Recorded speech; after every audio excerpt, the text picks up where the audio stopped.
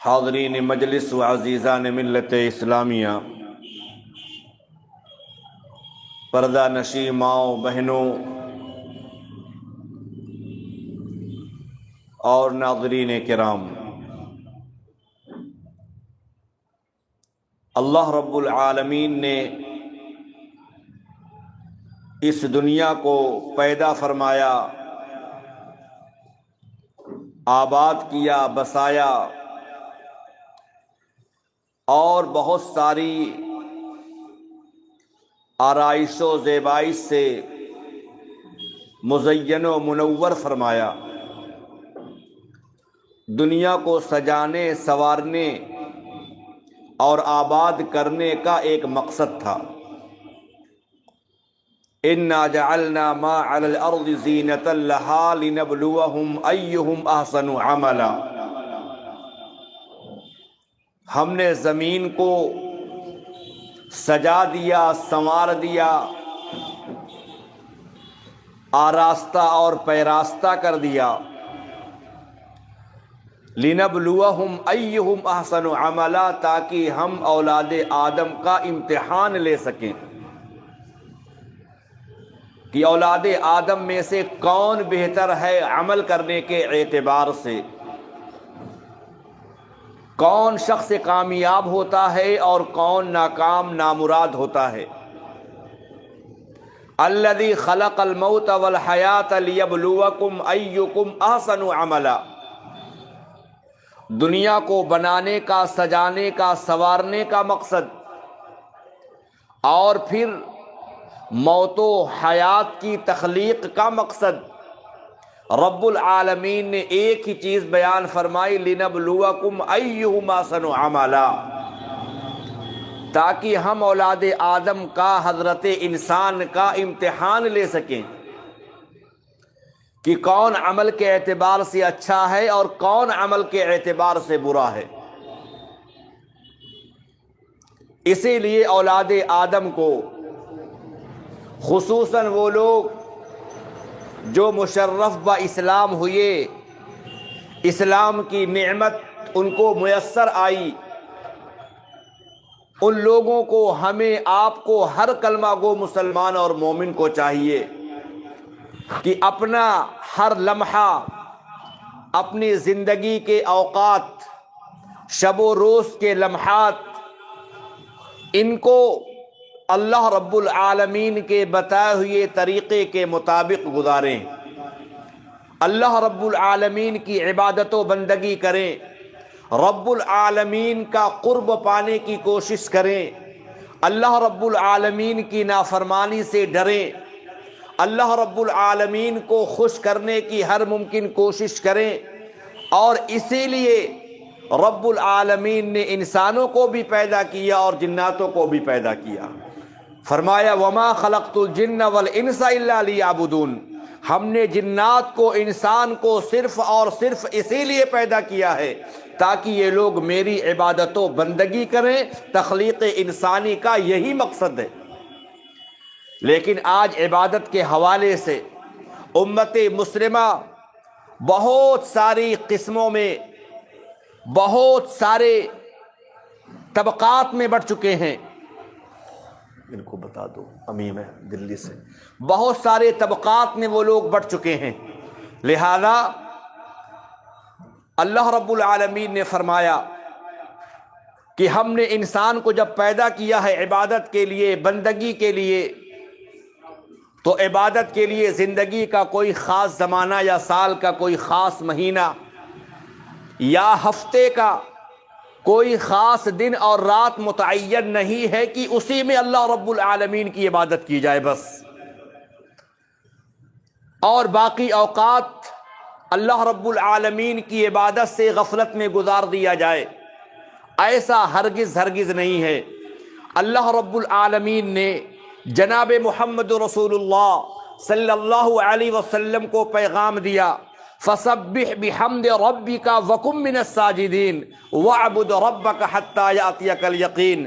اے نبی کریم صلی اللہ علیہ وسلم، آپ اپنے رب کی حمد کے ساتھ تسبیح بیان کرتے رہیے، سجدہ کرنے والوں میں آپ شامل رہیے، اور آپ اپنے رب کی عبادت کیجئے یہاں تک کہ آپ کو یقین یعنی کہ موت آ جائے۔ اس آیت کریمہ کے حوالے سے اللہ کے نبی صلی اللہ علیہ وسلم کی زندگی بابرکات پر غور کیا جائے کہ پیارے آقا جناب محمد رسول اللہ صلی اللہ علیہ وسلم نے اپنے زندگی کے لمحات کس طریقے پر گزارے ہیں۔ ہر لمحہ ہر آن اللہ رب العالمین کو خوش کرنے میں، رب العالمین کو راضی کرنے میں لگا دیا، یہاں تک کہ جب پیارے آقا جناب محمد رسول اللہ صلی اللہ علیہ وسلم کے زندگی کے آخری ایام، آخری لمحات تھے، ان وقت میں جب کہ آپ صلی اللہ علیہ وسلم جسمانی اعتبار سے کمزور ہو چکے تھے اور مرض آپ کا بڑھ چکا تھا، اور نماز کا وقت ہوتا، اللہ کے نبی صلی اللہ علیہ وسلم نے حضرت عائشہ سے پوچھا، اصلی الناس، کیا لوگوں نے نماز ادا کر لی ہے؟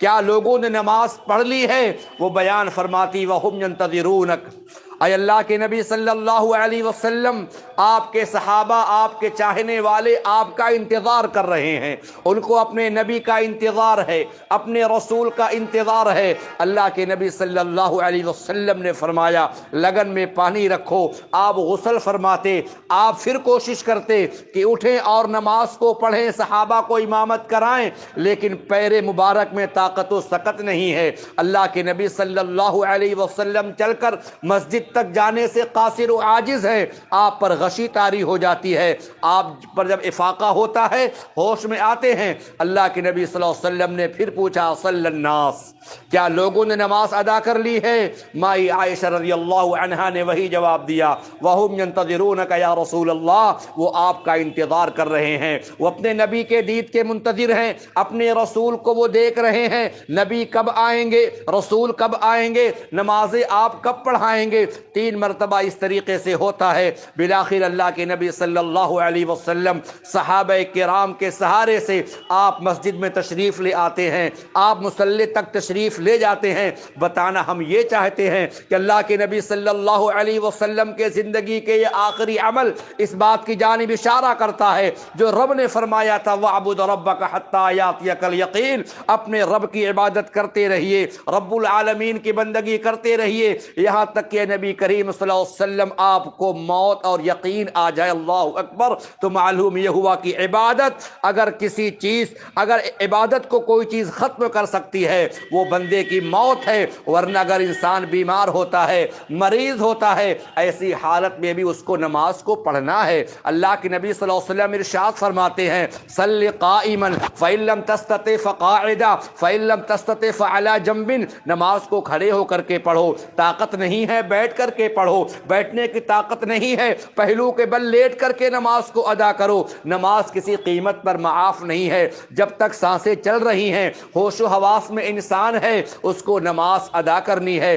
یہی پیغام اللہ رب العالمین نے دیا، وَاعْبُدْ رَبَّكَ حَتَّىٰ يَأْتِيَكَ الْيَقِينُ، اپنے رب کی عبادت کرتے رہیں یہاں تک کہ آپ کو یقین آ جائے۔ اور یقین مانو میرے بھائیوں، کامیاب انسان بھی وہی ہے جو اپنی زندگی کے مقصد کو سامنے رکھ کر کے اللہ رب العالمین کی وہ عبادت کرتا ہے، رب العالمین کی وہ بندگی کرتا ہے، اپنے زندگی کے اوقات لمحات کو رب العالمین کے رضا میں وہ لگا دیتا ہے، وہی انسان کامیاب و کامراں ہیں۔ وگرنہ وہ انسان جو تجارت میں لگ کر، کاروبار میں لگ کر ہر چیز کی فکر کرتا ہے، اولاد کی فکر کرتا ہے، تجارت کی فکر کرتا ہے، بزنس کی فکر کرتا ہے، ہر چیز کی وہ فکر کر رہا ہے، لیکن وہ آخرت کی فکر نہیں کرتا ہے، رب العالمین کو راضی کرنے کی وہ کوشش نہیں کر رہا ہے۔ یہ وہ لوگ ہیں جن کے بارے میں رب العالمین نے فرمایا اولئک ھم الفاسقون، یہ لوگ فاسق ہیں، یہ وہ لوگ ہیں جو اللہ رب العالمین کی اطاعت اور بندگی سے نکل چکے ہیں۔ اسی لیے اللہ رب العالمین نے فرمایا وَلَا تَكُونُوا كَالَّذِينَ نَسُوا اللَّهَ فَأَنْسَاهُمْ أَنفُسَهُمْ، اے لوگو اللہ رب العالمین ان لوگوں کے طریقے سے مت ہو جاؤ جنہوں نے اللہ کو بھلا دیا۔ اور پھر کیا ہوا، نتیجہ کیا نکلا، فَأَنْسَاهُمْ أَنفُسَهُمْ، تو اللہ رب العالمین نے ان کو ان کے نفسوں سے غافل کر دیا۔ اپنے فائدے کی چیز سے وہ محروم کر دیے گئے، وہ دنیا میں لگے رہے، کاروبار میں لگے رہے، دنیا کو بنانے کی، سجانے کی، سنوارنے کی فکر کرتے رہے، رب کی عبادت سے دور ہوتے رہے۔ اولئک ہم الفاسقون، یہی لوگ فاسق ہیں، یہی لوگ فاجر ہیں جو رب العالمین کی اطاعت و بندگی سے دور ہو چکے ہیں، نکل چکے ہیں۔ آج مسلمانوں کی اکثریت میرے بھائیوں، پہلی چیز تو یہ ہے کہ اکثریت مسلمانوں کی یہ ہے کہ وہ عبادت سے دور ہیں، مساجد سے دور ہیں، دروس سے دور ہیں، درس ہوتا ہے، قال اللہ قال الرسول کی صدائیں بلند کی جاتی ہے۔ الحمدللہ آپ جیسے لوگ، سارے لوگ کوشش کرتے ہیں کہ لوگ اللہ اور اس کے رسول صلی اللہ علیہ وسلم کی دعوت کو قبول کریں، توحید کی عظمت کو سمجھیں، اللہ کے نبی صلی اللہ علیہ وسلم کی سنت کو جانیں، لیکن آج اس طریقے سے ایمان کمزور ہو چکا ہے کہ لہذا وہ صدائیں بلند ہوتی ہیں، ہمارا ایمان ہم کو مساجد، مکاتب اور مدارس تک نہیں لا سکتا ہے۔ اللہ اکبر۔ تو مسلمانوں کی اکثریت اللہ رب العالمین کی عبادت سے غافل ہے، عبادت سے دور ہے، اور ستم بالائے ستم، بڑے افسوس کے ساتھ کہنا پڑتا ہے کچھ ایسے لوگ ہیں، بعض ایسے لوگ ہیں، علماء سو ہیں، جنہوں نے ہمارے عوام کے ذہن و دماغ کے اندر، ان کے عقل کے اندر اس بات کو بحسن خوبی بیٹھال دیا ہے، نماز پنجگانہ پڑھنے کی کیا ضرورت ہے، 5 وقت مسجد میں جانے کی کیا ضرورت ہے، زندگی کے اندر، سال کے اندر بہت سارے ایسے ایام اور دن آتے ہیں، اسی دن کے اندر اللہ کی عبادت کر لو، اور یہی عبادت تم کو آخرت میں نجات دلانے کے لیے کافی و شافی ہوگی۔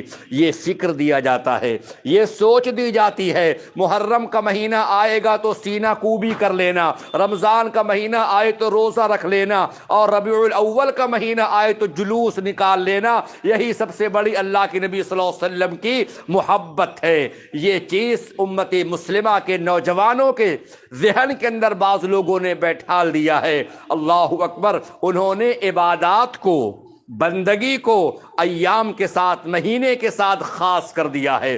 رب کا جو پیغام تھا کہ اللہ کی عبادت کرو یہاں تک کہ موت آ جائے، انہوں نے کہا کہ نہیں، بلکہ ہم اس کو ایام، دنوں اور مہینوں میں خاص کر لیتے ہیں۔ اور اگر کوئی مسلمان، کوئی بندہ، کوئی شخص عبادت کو کسی دن کے لیے اپنے طریقے سے خاص کرتا ہے تو اس کا خاص کر لینے کی وجہ سے بدعت ہے، ورنہ جن چیزوں کو اللہ کے نبی صلی اللہ علیہ وسلم نے خاص کیا ہے ہم اس کو خاص مانیں۔ جیسا کہ جمعہ کا دن آتا ہے، اللہ کے نبی صلی اللہ علیہ وسلم نے فرمایا، اللہ کے نبی صلی اللہ علیہ وسلم کی سنت ہے، جب جمعہ کا دن آئے نماز فجر میں سورہ سجدہ کی تلاوت کرو، سورہ دہرے کی تلاوت کرو، یہ نبی کی سنت ہے۔ نبی کریم صلی اللہ علیہ وسلم نے نماز کے اندر صورتوں کے انتخاب کو خاص فرمایا ہے، ہم اس کو خاص کرتے ہیں، ہم اس پر عمل کرتے ہیں۔ اسی طریقے سے اللہ کے نبی صلی اللہ علیہ وسلم نے فرمایا، جب جمعہ کا دن آ جائے یا اس کی رات شروع ہو جائے، سورۃ الکہف کی تلاوت کیا کرو۔ سورۃ الکہف کی تم تلاوت کرو گے، چنانچہ سورۃ الکہف کی تلاوت تم کو بہت سارے چیزوں سے اور نافرمانی سے، برائیوں سے روک کر کے رکھے گی، ہفتے سے لے کر کے ہفتے تک۔ چنانچہ اسی طریقے سے اللہ کے نبی صلی اللہ علیہ وسلم کی سنت یہ رہی ہے کہ آپ جمعہ کی نماز کے اندر پہلی رکعت میں سورۃ الاعلیٰ اور دوسری رکعت میں سورۃ الغاشیہ کی تلاوت کیا کرتے تھے۔ یہ نبی کی سنت ہے، جن کو نبی کریم صلی اللہ علیہ وسلم نے خاص کیا ہم اس کو خاص مانتے ہیں، اور جس عمل کو، جس عبادت کو اللہ کے نبی صلی اللہ علیہ وسلم نے خاص نہیں کیا، اگر کوئی شخص اس کو خاص کر لیتا ہے اپنے ذہن سے، اپنے دماغ سے، تو لہذا اس کے خاص کر لینے کی وجہ سے وہ چیز بدعت ہے۔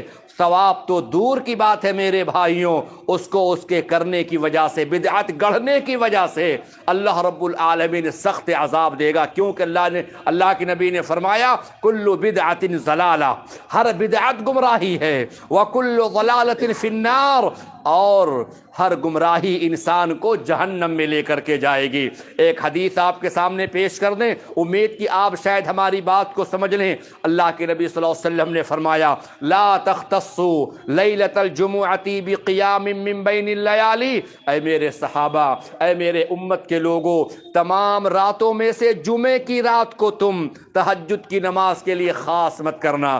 ہو سکتا ہے کسی مسلمان کے ذہن میں یہ بات آ جائے، اس کے عقل کے اندر یہ فطور آ جائے کہ جمعہ کا دن سید الایام ہے، تمام دنوں کا سردار ہے، افضل الایام ہے، آدم علیہ السلام کو پیدا کیا گیا، جنت میں اسی دن داخل کیا گیا، اسی دن جنت سے نکالے گئے، اسی دن رب العالمین نے توبہ قبول فرمائی ہے، یہ جمعہ کا دن بڑا اہمیت کا حامل ہے، آؤ جمعے کی رات میں تہجد کی نماز پڑھتے ہیں۔ جمعہ کا دن شروع ہو جائے، آئیے اس دن ہم روزہ رکھ لیتے ہیں۔ اللہ کے نبی صلی اللہ علیہ وسلم نے فرمایا کہ نہیں، یہ طریقہ درست نہیں ہے۔ جس چیز کو نبی نے کیا ہے، جس عمل کو اللہ کے رسول نے کر کے دکھلایا ہے، اسی کو کرنا چاہیے۔ یہاں تک کہ صحابہ کرام کا یہ عمل رہا ہے میرے بھائیوں کہ وہ نوافل کے انتخاب میں بھی، نوافل کی ادائیگی میں بھی وہ سنتوں کا انتخاب اور سنتوں ہی کو وہ اختیار کیا کرتے تھے۔ امام مالک رحمۃ اللہ علیہ کے پاس ایک بندہ آیا، کہا میں حج کرنے جانا چاہتا ہوں، حج بیت اللہ کے لیے میں جا رہا ہوں، احرام کہاں سے باندھوں؟ امام مالک رحمۃ اللہ علیہ، اللہ اکبر، یہ کون ہیں؟ یہ امام دار الہجرہ ہیں، یہ امام دار الہجرہ ہیں۔ انہوں نے حدیث کی سب سے پہلی کتاب موطا امام مالک لکھی ہے، جو ہر کتب خانے کے اندر موجود ہوتی ہے۔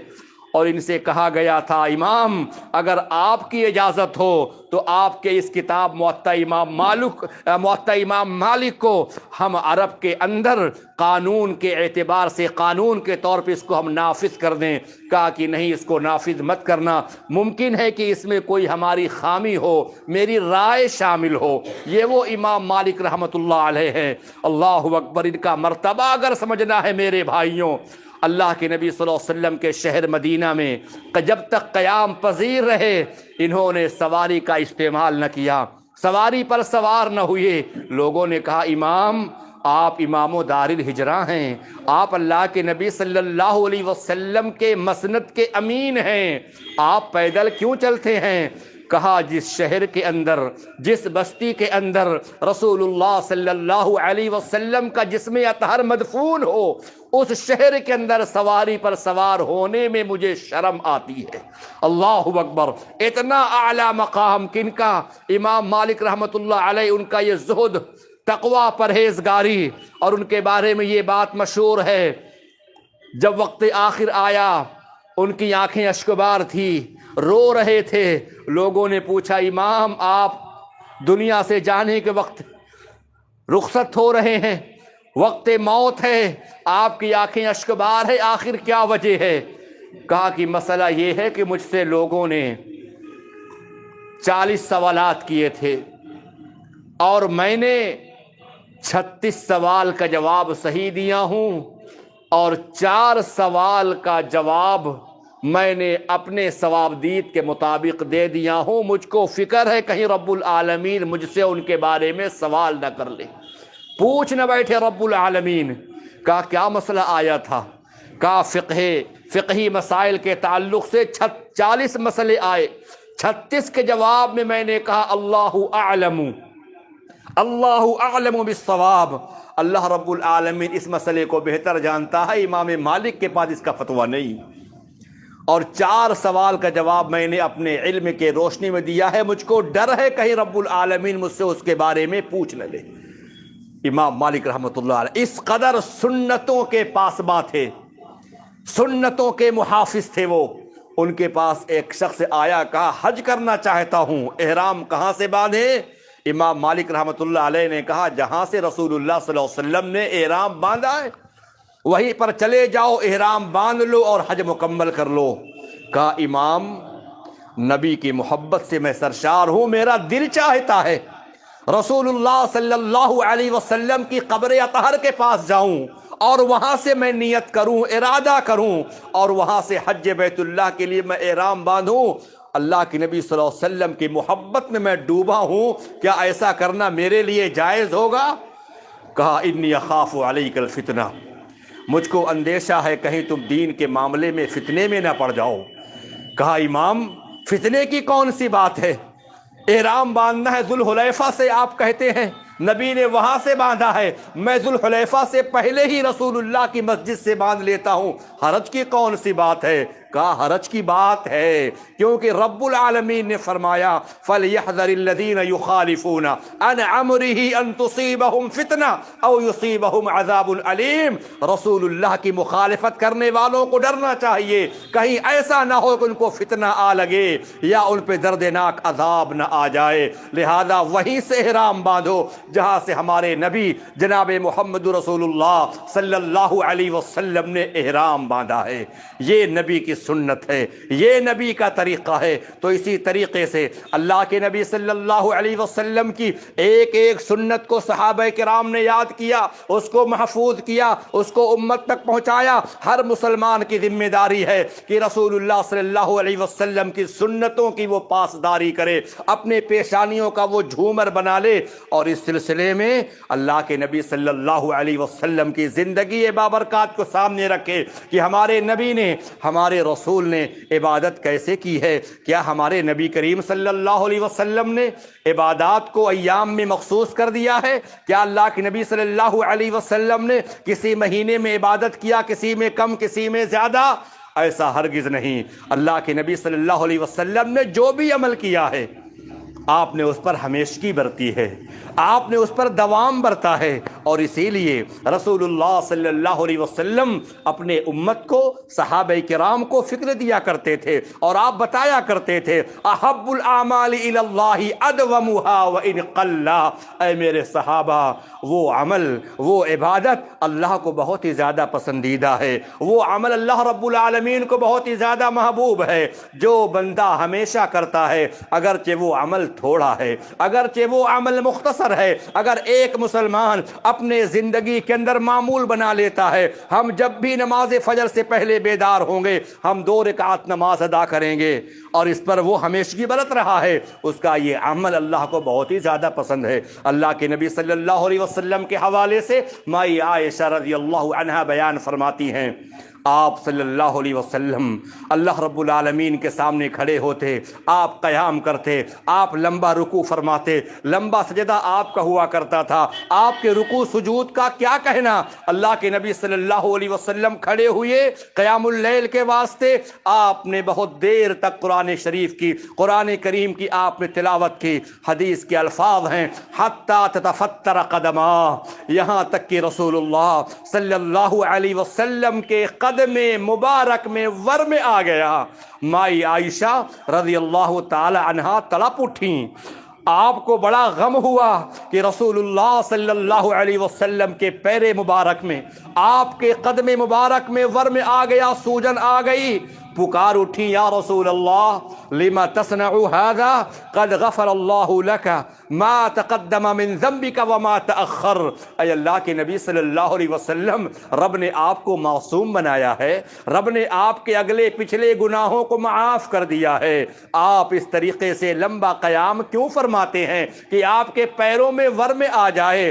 رسول اللہ صلی اللہ علیہ وسلم کا جواب کیا تھا میرے بھائیوں؟ رسول رحمت نے فرمایا افلا اکون عبدا شکورا، اے عائشہ میں اللہ رب العالمین کا شکر گزار بندہ کیوں نہ بن جاؤں؟ اللہ اکبر۔ نوافل کا اہتمام کرنا، رب العالمین کے سامنے کھڑا ہونا، قیام کرنا، رکوع سجود کرنا، یہ اللہ رب العالمین کی نعمتوں کی شکر گزاری ہے۔ اور ہمیں آپ کو معلوم ہونا چاہیے اللہ رب العالمین کی نعمتوں کی شکر گزاری کیسے ہوگی؟ اللہ رب العالمین کی نعمتوں کی شکر گزاری کے بھی بہت سارے طریقے ہیں۔ نعمتوں کی شکر گزاری یہ بھی ہے کہ بندہ اللہ رب العالمین کے سامنے کثرت کے ساتھ نوافل کا اہتمام کرتا ہے، رکوع کرتا ہے، سجود کرتا ہے، وہ یہ بھی نعمتوں کی شکر گزاری ہے۔ اللہ کے نبی صلی اللہ علیہ وسلم نے فرمایا لمبا قیام اس لیے میں کرتا ہوں اے عائشہ تاکہ میں رب العالمین کا شکر گزار بندہ بن جاؤں۔ یہ عمل کے ذریعے سے رب العالمین کی نعمتوں کی شکر گزاری ہے، اور یہ بھی نعمتوں کی شکر گزاری ہے کہ بندہ اپنے زبان قال سے اس بات کا اعتراف کرتا ہے کہ یہ ساری چیزیں رب العالمین نے ہمیں جو نصیب فرمائی ہے، چاہے وہ عافیت ہو، امن ہو، چاہے وہ مرض سے دوری ہو، انسان صحت مند ہے، بیماری سے وہ پاک صاف ہے، لہذا یہ بھی رب العالمین کی نعمت ہے، اور اپنے زبان قال سے وہ اعتراف کرتا ہے الحمدللہ، تمام تعریف رب العالمین کے لیے ہے۔ یہ بھی شکریہ کے الفاظ ہیں۔ حدیث پاک کے اندر آتا ہے، اللہ کے نبی صلی اللہ علیہ وسلم ارشاد فرماتے ہیں، جب بندہ پانی پیتا ہے، پانی پینے کے بعد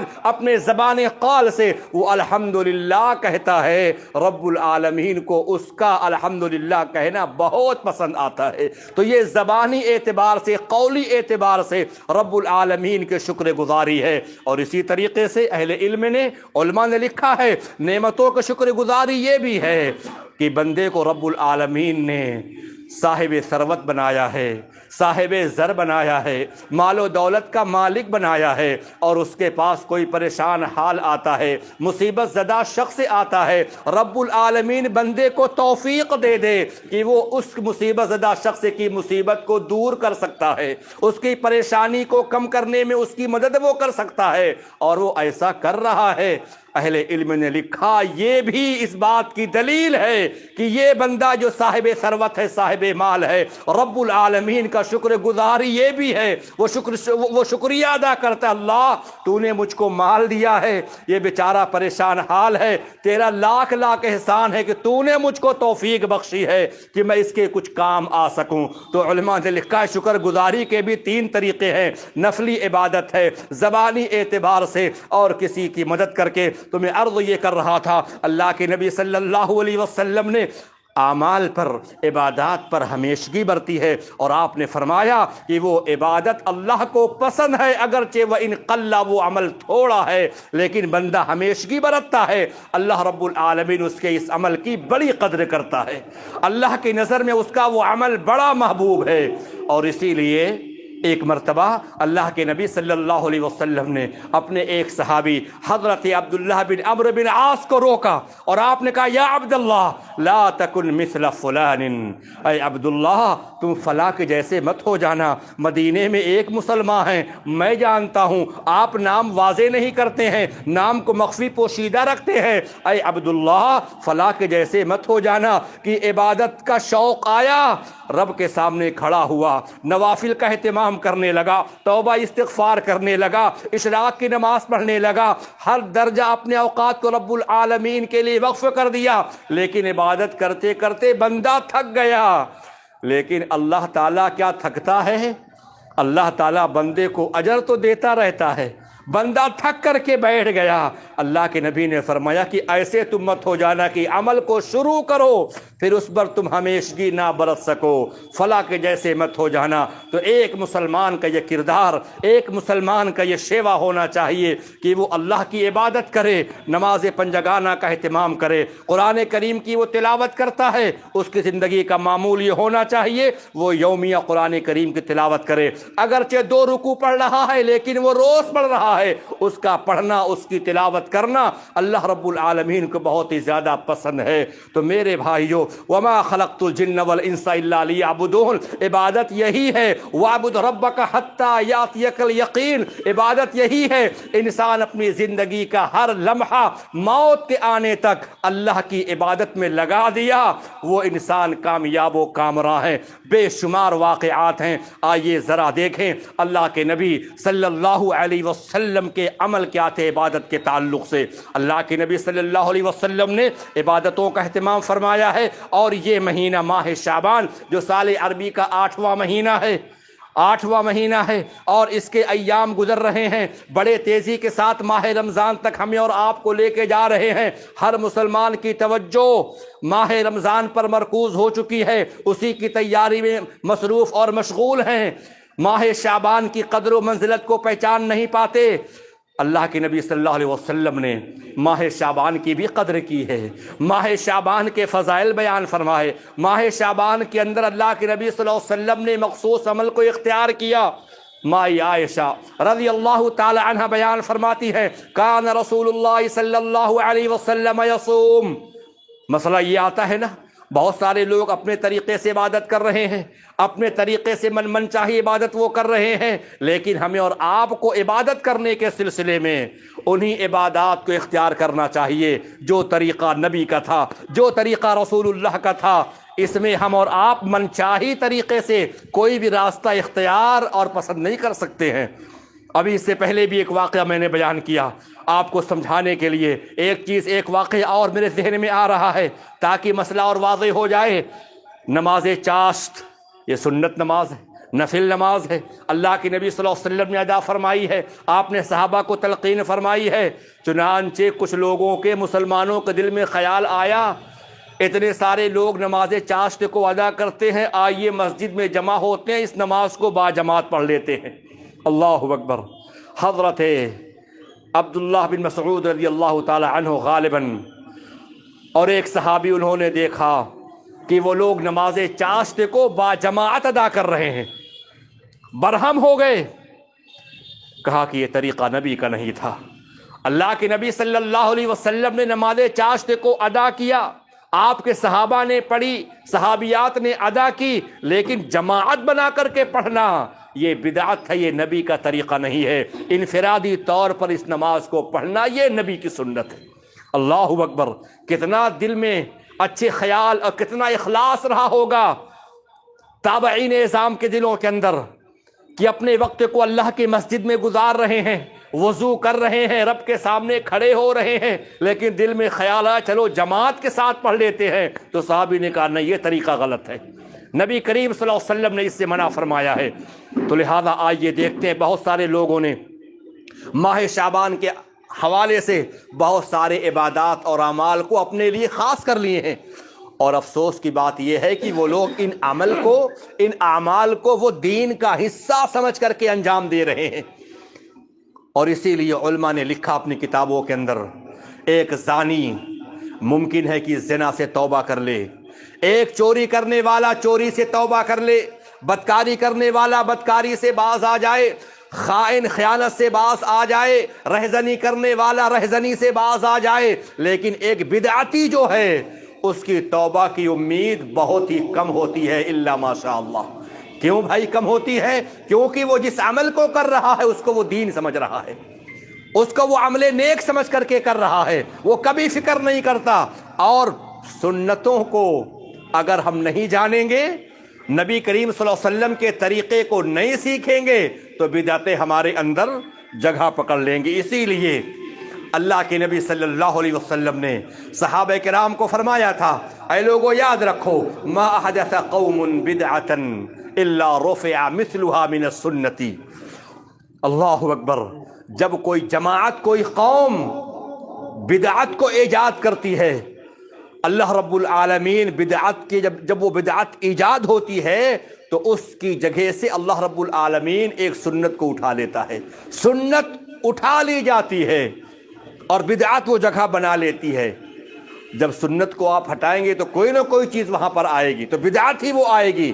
اسی لیے اللہ کے نبی نے فرمایا، علیکم بسنتی، میری سنتوں کو مضبوطی کے ساتھ پکڑو، وعلیکم بسنتی۔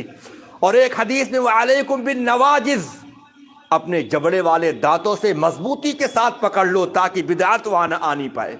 تو آئیے ذرا دیکھیں رسول اللہ صلی اللہ علیہ وسلم جن کا ہم اور آپ کلمہ پڑھتے ہیں، ہمارے پیغمبر نے، ہمارے رسول صلی اللہ علیہ وسلم نے ماہ شعبان کے اندر کون سے عمل کو پسند کیا ہے اور کون سے عمل کو انجام دیا ہے۔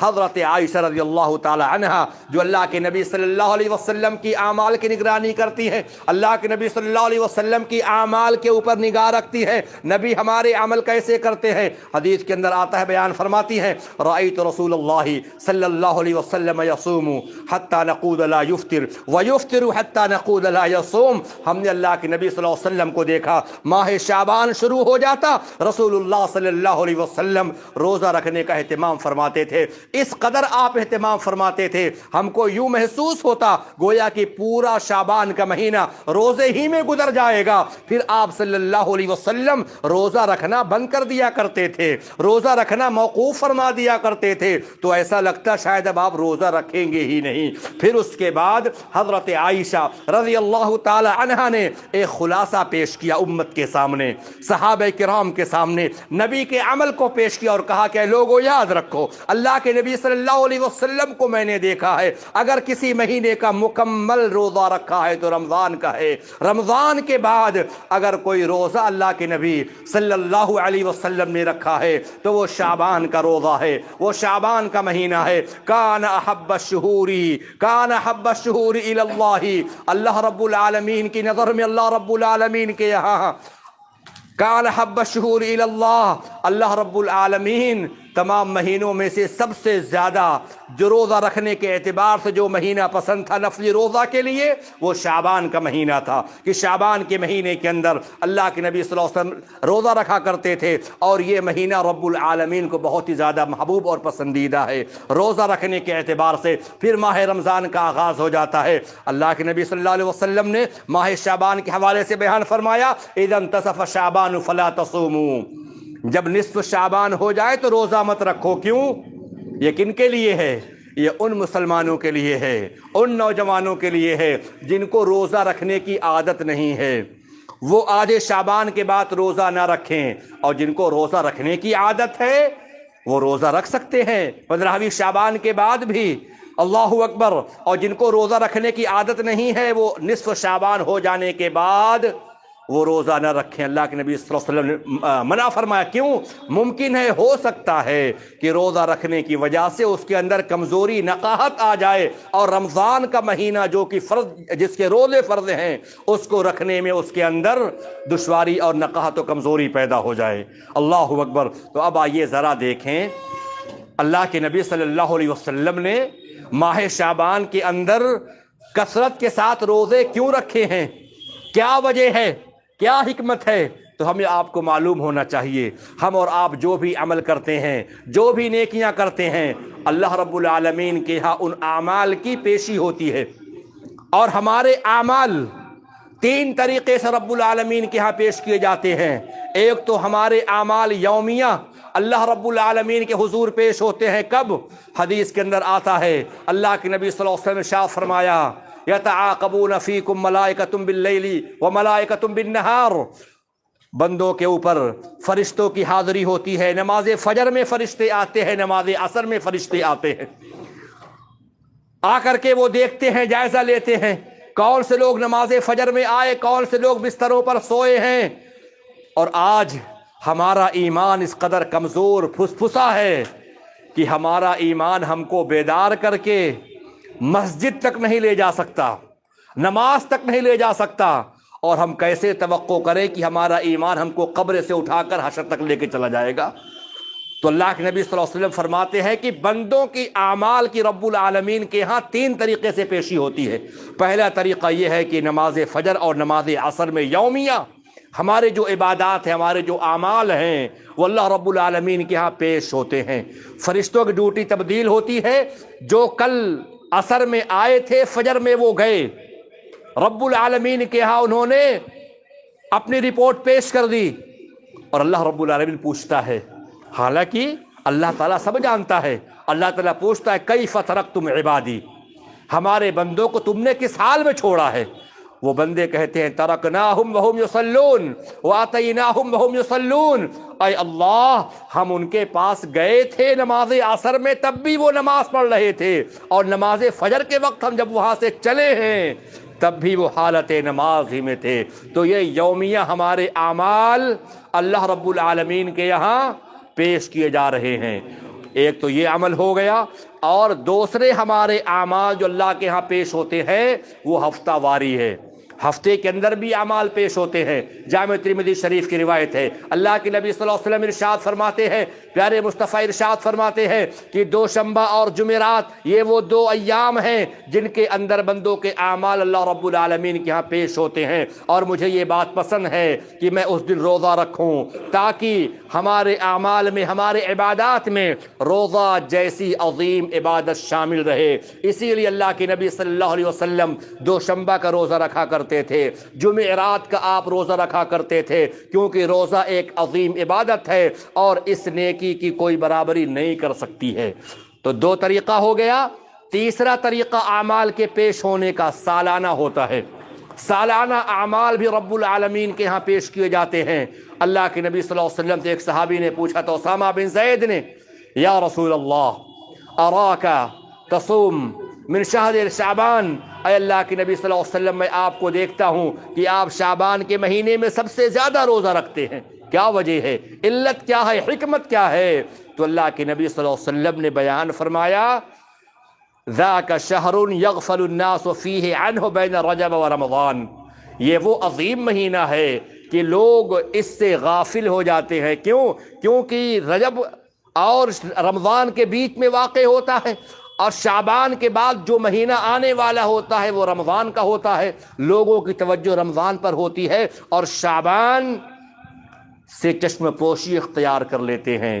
جب لوگ عبادتوں سے غافل ہوں اس وقت ایک مومن کا کردار یہ ہونا چاہیے کہ اپنی زندگی کے اندر وہ عبادات کو ایک خاص جگہ دے دے، عبادات کو اختیار کرے۔ اللہ کے نبی صلی اللہ علیہ وسلم نے کہا کہ لوگ اس سے غافل ہو جاتے ہیں، اس لیے میں عبادت کرتا ہوں، اس لیے میں روزے رکھتا ہوں۔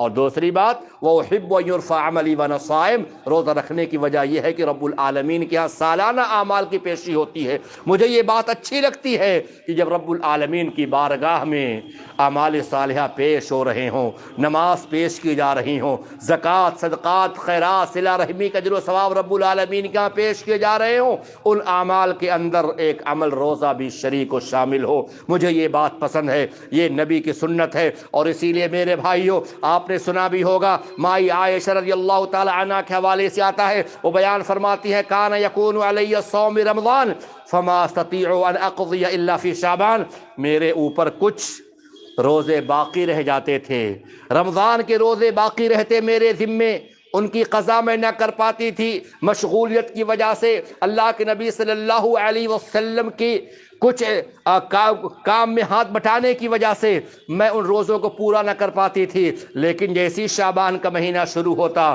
میں شعبان کے مہینے میں ان چھوٹے ہوئے روزوں کی قضا کر لیا کرتی تھی۔ اے میرے بھائیوں، اگر ہمارے اوپر بھی روزہ باقی ہے پچھلے رمضان کے، ابھی تک ہم نے ان کی قضا نہیں کی ہے، ہم نے ان کو بھرا نہیں ہے، یہ ہماری آپ کی دینی ذمہ داری ہے، ایک مسلمان ہونے کی حیثیت سے ان روزوں کی ہم قضا کر لیں۔ کیونکہ اس کے بعد پھر کوئی اور موقع نہیں آئے گا، شعبان کے بعد رمضان آتا ہے، اگر روزہ باقی ہے، روزے ہمارے چھوٹے ہوئے ہیں، تو اگلا رمضان آنے سے پہلے ان کی قضا ہم کر لیں۔ جیسے کہ مائی عائشہ بیان فرماتی ہے، میرے ذمے روزے ہوا کرتے تھے، میں ان کو شعبان ہی میں قضا کر لیا کرتی تھی، پورا کر لیا کرتی تھی۔ لیکن آج دیکھا یہ جاتا ہے بہت سارے لوگ ایسے ہیں، ہم آپ اور بہت ساری خواتین اسلام، جن کے ذمے روزے کئی سالوں کے باقی ہیں، ابھی تک ان کی قضا نہیں ہوئی، ان کو بھرا نہیں گیا ہے۔ لمحہ فکریہ ہے میرے بھائیوں، سوچنے والی بات ہے، اگر روزے چھوٹے ہیں اگلا رمضان آنے سے پہلے ان روزوں کی قضا ہو جانی چاہیے۔ یہ نبی کا طریقہ ہے، یہ صحابیات کا طریقہ ہے، ہمیں آپ کو اس پر عمل کرنا چاہیے۔ اسی طریقے سے ماہ شعبان کے حوالے سے میں نے آپ کے سامنے اللہ کے نبی صلی اللہ علیہ وسلم کی سنت کو بیان کر دیا، نبی کا طریقہ آپ کے سامنے پیش کر دیا گیا، لیکن افسوس کی بات ہے، بڑے دکھ کے ساتھ یہ بات کہنے پڑتی ہے کہ آج سنتوں کی جگہ پہ بدعات نے اپنی جگہ بنا لی ہے۔ جس طریقے سے ہر مہینے کے اندر کچھ نہ کچھ بدعتیں ہیں، کہیں پہ 11ویں ہیں اور کہیں پہ رجب کے کنڈے ہیں اور کہیں پر جلوس ہیں، تعزیہ داری ہے، اسی طریقے سے یہ پاکیزہ مہینہ بھی، یہ شعبان کا مہینہ جس میں اللہ کے نبی صلی اللہ علیہ وسلم نے روزے کا اہتمام فرمایا ہے، اس مہینے کے اندر بھی لوگوں نے سنتوں کو چھوڑ کر بدعات کو ایجاد کر لیا ہے۔ اور وہ لوگ کیا کرتے ہیں؟ مساجد کے اندر اجتماعی انفرادی طور پر عبادات کا اہتمام کریں گے، چراغاں کریں گے، آتش بازی کریں گے، پورے مجمع کے اندر بیٹھ کر کے اجتماعی طور پر وہ عبادت کریں گے۔ یہ طریقہ صحابہ کا نہیں تھا۔ اگرچہ عبادت کرنا اچھا عمل ہے، اگرچہ قرآن پڑھنا اچھا عمل ہے، لیکن ماہ شعبان کے اندر خاص کر لینا یہ طریقہ غلط ہے۔ ماہ شعبان کی کسی رات کو خاص کر لینا یہ طریقہ غلط ہے۔ جب سنتیں ہٹائی جائیں گی وہاں پر بدعت آ جائیں گی۔ اللہ اکبر۔ اور لوگ ماہ شعبان کی 15ویں رات کی فضیلت بیان کرتے ہیں، شب قدر والی فضیلت، اور کہتے ہیں کہ یہ شعبان کی وہ رات جو 15ویں شعبان کی ہے وہ شب قدر جیسی ہے۔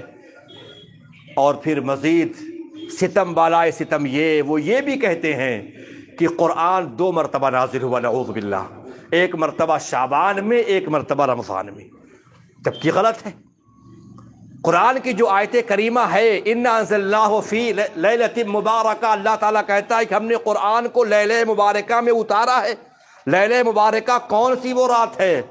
وہی رات ہے جس کے بارے میں رب العالمین نے فرمایا اِنَّا أَنزَلْنَاهُ فِي لَيْلَةِ الْقَدْرِ، لیلہ مبارکہ یہ لیلۃ القدر ہے، یہی شب قدر ہے، کوئی الگ سے شعبان کی وہ رات نہیں ہے۔ کیونکہ رب العالمین نے بڑے واضح طور پر فرمایا شہر رمضان الذی انزل فیہ القرآن، رمضان کے مہینے میں قرآن اترا ہے۔ نہ صرف یہ کہ قرآن بلکہ جتنی بھی کتب سماویہ ہیں، مسند احمد کی روایت ہے، واصلہ بن اسقا بیان فرماتے ہیں جتنی بھی کتب سماویہ ہیں، چاہے وہ صحف ابراہیم ہو، صحف موسیٰ ہو، توریت ہو، زبور ہو، انجیل، قرآن، جتنی بھی آسمانی کتابیں ہیں وہ تمام کی تمام کتابیں رمضان ہی میں اتاری گئی ہیں۔ صحف ابراہیم پہلے رمضان کو، توریت 7ویں رمضان کو، زبور انجیل 14ویں رمضان کو، زبور 19ویں رمضان کو، اور قرآن کریم 25ویں رمضان کو اتارا گیا ہے۔ تو لہذا اس کے لیے شب قدر جیسے فضائل کو بیان کرنا یہ گویا کہ قرآن کریم کے اندر تحریف کرنا ہے، جب قرآن کہتا ہے کہ قرآن کا یہ تعارف ہی ہے کہ رمضان کے مہینے میں اترا ہے۔ اب یہ کہنا کہ شعبان میں اترا ہے، شب قدر شعبان میں آتی ہے، لہذا یہ اسلام میں ایک زیادتی ہے اور یہ ایک بدعت ہے۔ اور ایک دوسری بدعت، مسلمانوں کی اکثریت اجتماعی طور پر قبروں کی زیارت کرتے ہیں۔ قبروں کی زیارت کرنا نبی کی سنت ہے، نبی کا طریقہ ہے، نبی کا حکم موجود ہے۔ اللہ کے نبی صلی اللہ علیہ وسلم نے فرمایا ہے کہ میں نے تم کو اسلام کے شروع زمانے میں قبروں کی زیارت سے میں نے روک دیا تھا، منع کر دیا تھا، لیکن اب قبروں کی زیارت کرو، فَإِنَّهَا تُذَكِّرُ الْآخِرَةَ، اس لیے کہ یہ آخرت کو یاد دلاتی ہے، موت کو یاد دلاتی ہے۔ اب اگر کوئی مسلمان قبروں کی زیارت کو خاص کر لے، شعبان کی 15ویں رات کو خاص کر لے، عید کے دن ہم جائیں گے، عید الاضحیٰ کے دن ہم جائیں گے، تو لہٰذا یہ اسلام میں وہ زیادتی کر رہا ہے، وہ نئی چیز کو داخل کر رہا ہے۔ جب ہمارا دل چاہے ہم قبروں کے پاس سے گزر رہے ہیں، اگر وقت ہے وہیں پر کھڑے ہو جائیں قبر کے اندر اور دعا پڑھیں السلام علیکم اہل الدیار من المؤمنین والمسلمین انا انشاءاللہ بکم لاحقون نسأل اللہ لنا ولکم العافیہ۔ اللہ اکبر۔ ہم اللہ سے سوال کرتے ہیں عافیت کا، تمہارے واسطے بھی اپنے واسطے بھی۔ تو عافیت بڑی اہم چیز ہے۔ دعا کے اندر بھی نبی کریم صلی اللہ علیہ وسلم نے فرمایا کہ عافیت مانگو، اپنے لیے بھی جو صاحب قبر جو قبر میں مدفون ہے اس کے لیے بھی تم عافیت طلب کرو۔ اور اگر وقت نہیں ہے قبروں کے پاس سے ہم گزر رہے ہیں، ہم یہ دعا پڑھتے ہوئے نیت کرتے ہوئے گزر کے چلے جائیں۔ لہذا یہ نبی کی سنت ہے، یہ نبی کا طریقہ ہے۔ لیکن اگر کوئی شخص قبروں کی زیارت کو خاص کرتا ہے 15ویں شعبان کی رات کو، عید کے دن کو، بقرہ عید کے دن کو، تو گویا کہ وہ اسلام میں زیادتی کر رہا ہے، بدعت کو وہ ایجاد کر رہا ہے۔ اللہ کے نبی صلی اللہ علیہ وسلم نے قبروں کی زیارت کی ہے، آپ کے عمل سے ثابت ہے۔ اور جامع ترمذی شریف کی ایک ضعیف روایت کو لوگ پیش کرتے ہیں، ضعیف روایت ہے، امام ترمذی رحمۃ اللہ علیہ اس کو بیان کرنے کے بعد خود ہی نیچے تعلیق لگا دیے ہیں، جس کے اندر ذکر ہے مائی عائشہ رضی اللہ تعالی عنہ بیان فرماتی ہے کہ میں اللہ کے نبی صلی اللہ علیہ وسلم کو گم پائی، آپ بستر پر موجود نہیں تھے، میں آپ کے پیچھے پیچھے گئی تو میں کیا دیکھتی ہوں کہ آپ بقیع غرقت مدینے کے مشہور قبرستان میں آپ تشریف فرما ہیں، اور آپ پھر اس کے بعد اللہ کے نبی صلی اللہ علیہ وسلم فرمایا کہ عائشہ کیا تم کو اس بات کا امکان ہے کہ اللہ اور اس کے رسول تمہارے حق میں خیانت کریں گے؟ کہا اللہ کے رسول مجھ کو لگا کہ باری میرے یہاں ہے، آپ دوسری زوجہ کے ہاں تشریف لے گئے ہوں گے۔ اللہ کے نبی نے فرمایا کہ اللہ اور اس کے رسول تمہاری خیانت نہیں کریں گے۔ اے عائشہ، یہ وہ 15ویں شعبان ہے، یہ روایت ضعیف ہے، یاد رکھیے گا، روایت ضعیف ہے۔ یہ وہ 15ویں شعبان ہی کہ اللہ تعالیٰ چھٹے بالکل آخری آسمان پر آ جاتا ہے اور بنو کلب کے، بکریوں کے بالوں کے تعداد کے برابر لوگوں کو بخش دیتا ہے۔ اس حدیث کو بیان کرنے کے بعد امام ترمذی رحمۃ اللہ علیہ نے بالکل آخری لائن میں لکھ دیا ہے، حدیث عائشہ لا نعرفہ الا من ھذا الوجہ ھذا حدیث غریب۔ یہ حدیث جس سند سے میں لے کر آ رہا ہوں اس کی سند میں حجاج بن ارط ہے اور وہ ضعیف یضعف ھذا الحدیث۔ اس حدیث کو تمام اہل علم نے، امام بخاری نے، دیگر اصحاب الجرح والتعدیل اور ائمہ عظام نے اس حدیث کو ضعیف قرار دیا ہے۔ کیوں؟ اس کے اندر ایک راوی حجاج ہے، وہ قابل قبول نہیں ہے۔ لہذا اگر کوئی مسلمان یہ عقیدہ رکھے کہ اللہ رب العالمین سال میں ایک مرتبہ آتا ہے، گویا کہ وہ اللہ کی رحمت کو تنگ کر رہا ہے۔ کیوں؟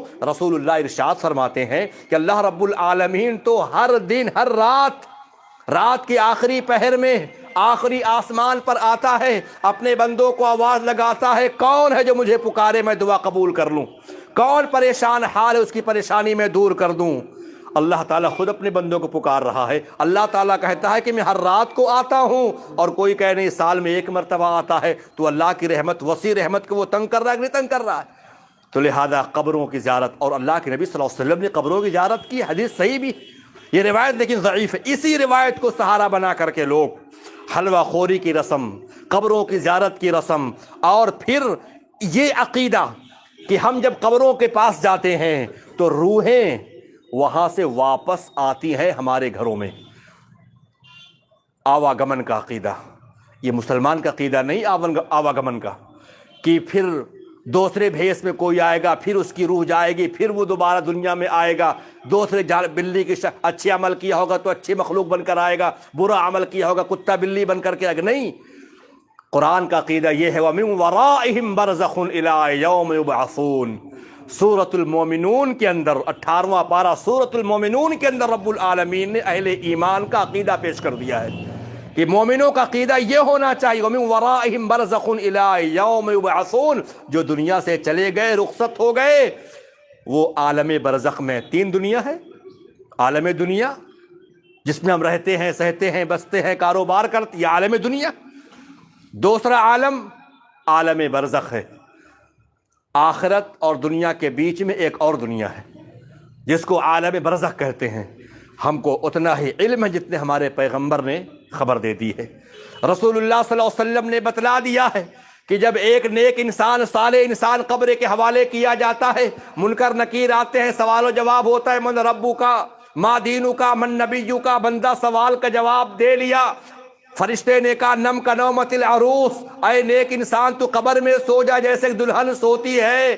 وہ میت کہتا ہے چھوڑ دو مجھ کو، دعنی، چھوڑ دو مجھ کو، جانے دو میرے گھر، جنازہ اٹھا تھا میرا، میرے گھر والے رو رہے تھے، آہو بکا ہو رہی تھی، رونے والیوں کا رونا بلند ہو گیا تھا، میں گھر جاؤں بتا کے آؤں میں کامیاب و کامرا ہو گیا ہوں۔ رونے کی بات نہیں ہے، غم کی بات نہیں ہے، رب العالمین کے ہاں میں کامیاب ہو گیا۔ فرشتے کہتے ہیں تو اب جا ہی نہیں سکتا ہے، سو جا۔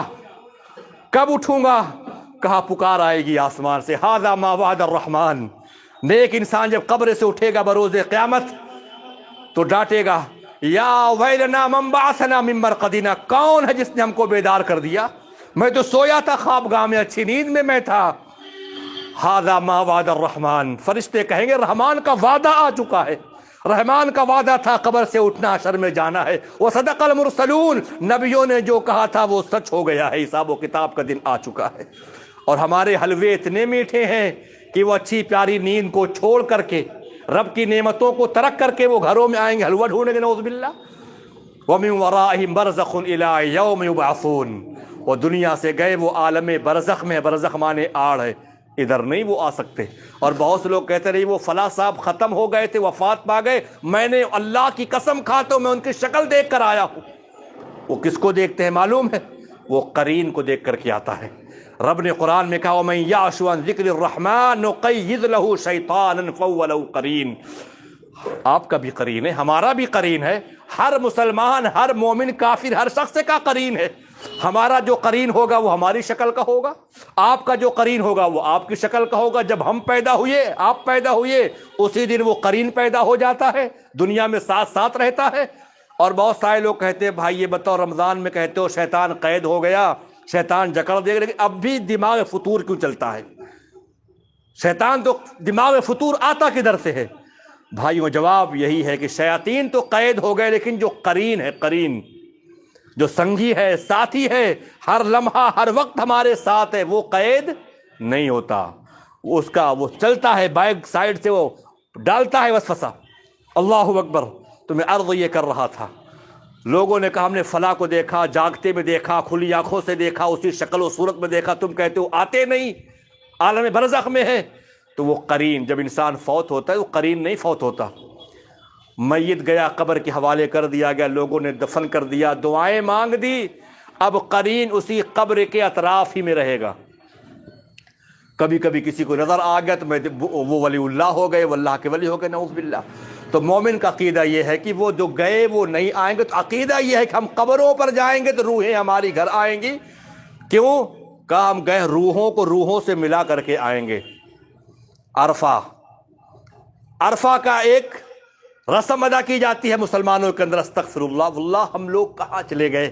ہمارا مسلمان طبقہ کتنا شریعت سے دور ہو گیا، قرآن سے دور ہو گیا، نہ سمجھنے کی فکر۔ اگر کسی کی وفات شعبان کے مہینے سے پہلے ہو گئی تو اب عقیدہ ہے کہ اس کی روح بھٹک رہی ہے، ابھی روح میں روح کا ملن نہیں ہوا۔ کیوں؟ کب ہوگا ملن؟ جب شعبان کا مہینہ آئے گا، اس کے نام پہ حلوہ بنے گا، فاتحہ دلائی جائے گی، تب جا کے روح ان کو ایکسپٹ کر لیں گی، آ جاؤ روح کا ملن ہو گیا۔ تو اس کو کہتے ہیں یہ عرفہ ہے۔ تو یہ سب بدعت ہے، استغفر اللہ۔ تو یہ عقیدہ غلیظ عقیدہ ہے، بدعت والا عقیدہ ہے۔ اور اسی طریقے سے اس کے اندر، اس مہینے کے اندر ایک اور غلط رسم، جاہلیت والی رسم ادا کی جاتی ہے۔ کیا؟ حلوہ خوری کی رسم ہے۔ اور اس میں کوئی شک نہیں، رسول اللہ صلی اللہ علیہ وسلم کے دندان مبارک شہید ہوئے، قرآن کریم شاہد ہے، اللہ کے نبی صلی اللہ علیہ وسلم کا چہرہ زخم آلود ہوا، اللہ کے نبی صلی اللہ علیہ وسلم کے زبان فیض ترجمان سے ایسے الفاظ ادا ہوئے جن کو رب العالمین نے پکڑ لیا۔ اللہ کے نبی صلی اللہ علیہ وسلم کو جب چہرہ زخمی ہو گیا، آپ اپنے کرتے کے دامن سے اپنے خون کو پوچھ رہے تھے اور آپ کہہ رہے تھے کیف یفلح قوم قد شجوا وجہ نبیہم، یہ قوم کیسے فلاح پائے گی جس نے اپنے نبی کے چہرے کو زخم آلود کر دیا ہو۔ اللہ اکبر۔ رب العالمین نے کہا اے نبی کریم صلی اللہ علیہ وسلم لیس لک من الامر شیء او یتوب علیہم او یعذبہم، آپ ایسا کیوں بول دیے؟ اللہ یہ کیسے کامیاب ہوں گے؟ یہ اللہ کی مرضی ہے، چاہے تو ان کو عذاب دے دے اور چاہے تو ان کو معاف فرما دے۔ اللہ کے نبی نے کہا اللہم اغفر لقومی فانہم لا یعلمون۔ یہ جنگ کب ہوئی تھی؟ دندان مبارک آپ کے کب شہید ہوئے؟ احد کا، جنگ احد کے اندر۔ اور تاریخ کی جتنی بھی کتابیں ہیں، یہ تاریخ کتاب ماشاءاللہ ہمارے اشفاق بھائی لے کے بیٹھے رحیق المختوم، یہاں پر بھی دیکھ لیں اللہ کے نبی صلی اللہ علیہ وسلم نے جو فرمایا، جو آپ کے دندان مبارک شہید ہوئے وہ شوال کا مہینہ تھا، شوال کے مہینے میں۔ اور لوگ حلوہ کھاتے ہیں۔ شوال کب آتا ہے؟ شعبان، پھر رمضان، پھر شوال آئے گا، عید کا چاند۔ جنگ دندان مبارک شہید ہوئے شوال میں، حلوہ خوری کی رسم ادا کی جاتی ہے شعبان میں، 2 مہینہ پہلے ہی۔ نکاح سے پہلے چھوارا بانٹنا جائز ہے، الگ مسئلہ ہے۔